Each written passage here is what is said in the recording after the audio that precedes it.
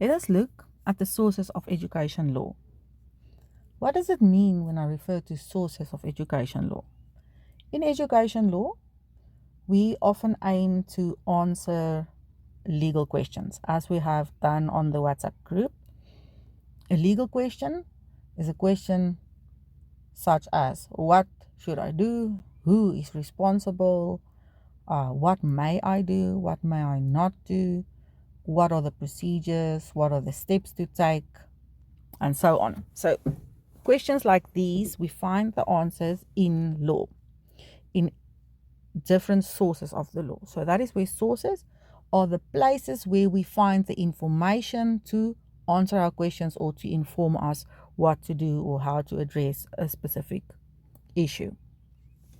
In our different sources of law, in normal life, we usually need a combination of different sources to answer a question. So we might answer a question, there might be a scenario, a child has been in an accident at school and we want to know who is responsible and what steps need to be taken, and we might need a combination of sources.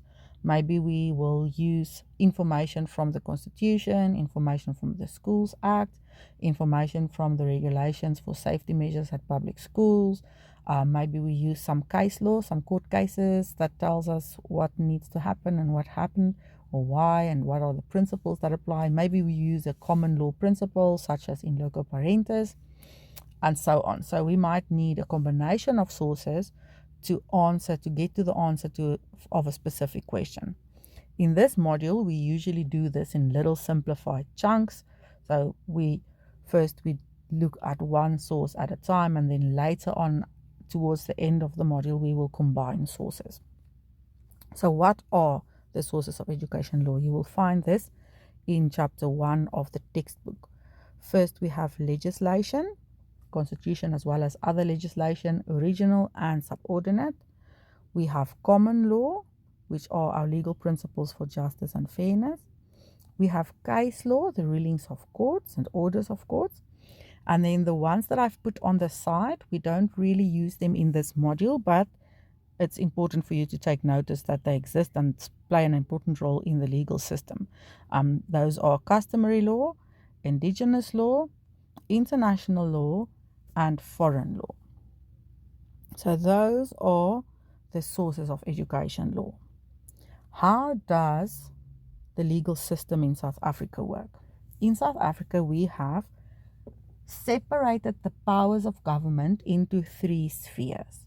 The thinking behind that is that it is easier to misuse power when the power is very centralized, and if the power is divided among different areas or sections or bodies, it is a bit more difficult to abuse power. So in South Africa, we have 3 spheres, and they are the legislature, the executive, and the judiciary. So these 3 spheres each have their own specific role to play. Let me just have a little bit of a highlighter here for you. So the legislator makes law. They make the acts. The executive, they apply or implement the law, make sure that it happens, and they are responsible for the day-to-day governance of the country. The judiciary, they are the courts. They have the job of overseeing both the executive and the legislature to make sure that the other two do things in the right way and according to the Constitution. Whenever maybe the legislator, if there's a law that people feel is unfair or is incorrect or is not in line with the Constitution, then we can approach the judiciary and the court will make a finding to see whether the law put forward by the legislator is indeed fair and just and in line with the Constitution.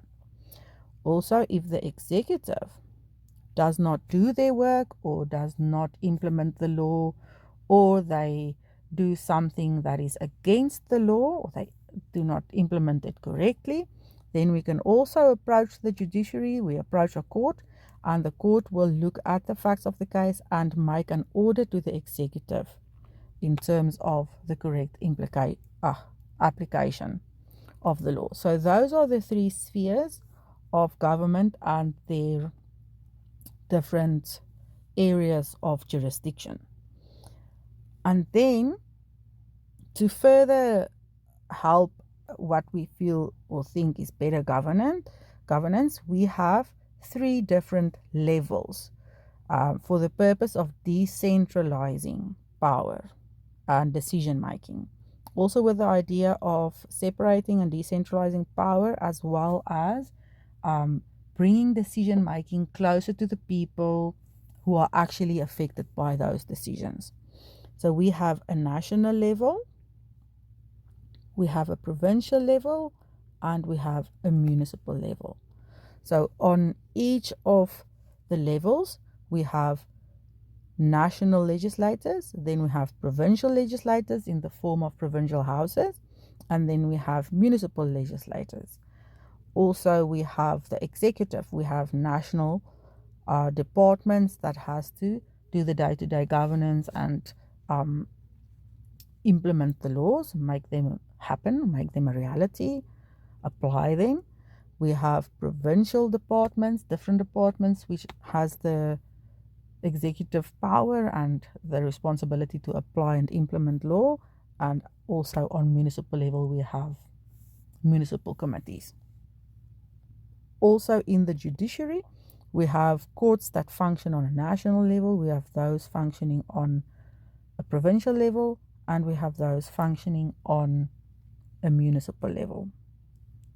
So these are the three spheres of government with the three levels. How does this play out in education, and how does it affect us as educators? You will find this information in paragraphs 1.5.2 and 4.2.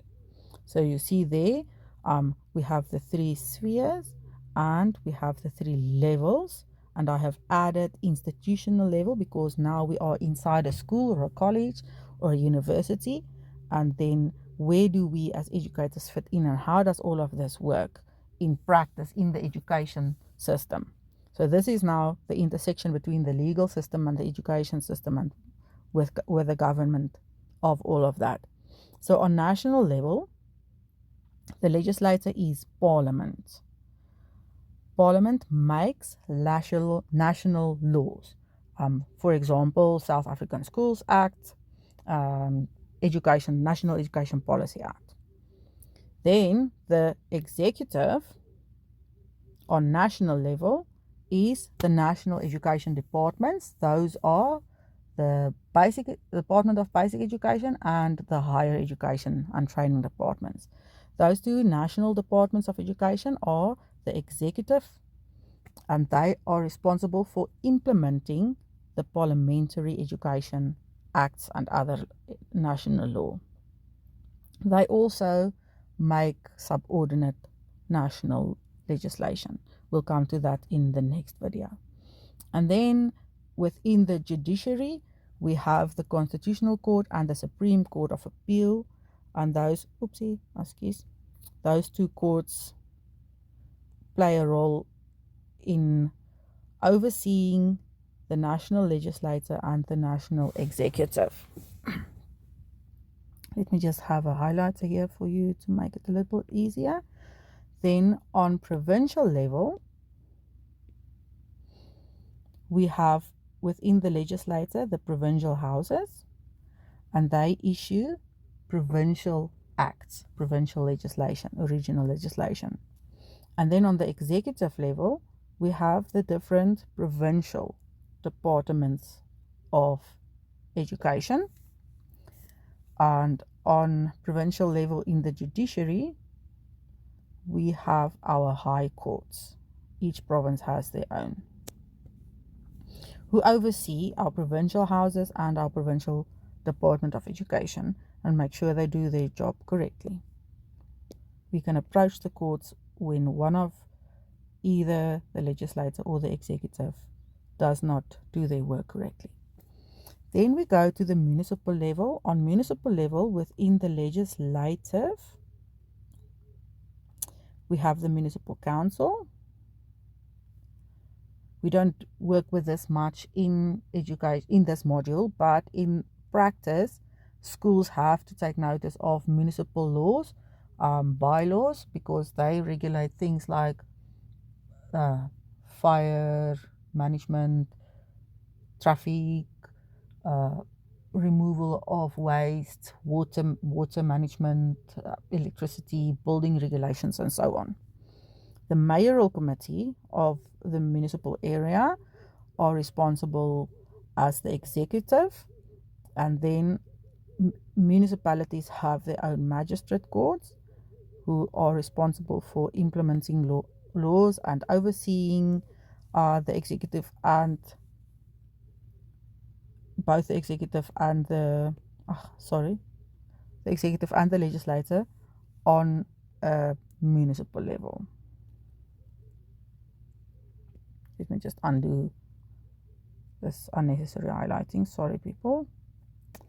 Okay, and then on an institutional level, we have the school or the college or the university. We work mostly with school issues, so let us talk about school.